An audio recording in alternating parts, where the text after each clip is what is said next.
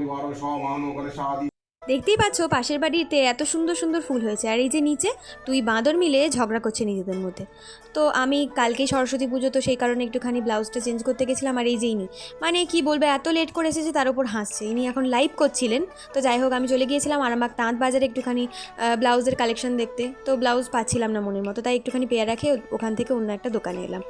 আচ্ছা বলো তো, আজকে সরস্বতী পুজো নাকি কালকে? এই নিয়ে তো কনফিউশনের শেষ নেই। এই মেয়েটা সারাক্ষণ লাইভ করে যাচ্ছে আমার সাথে বেরিয়ে, এটা কি ঠিক? ফার্স্ট টাইম গাইস, বাজিয়ে বকছে।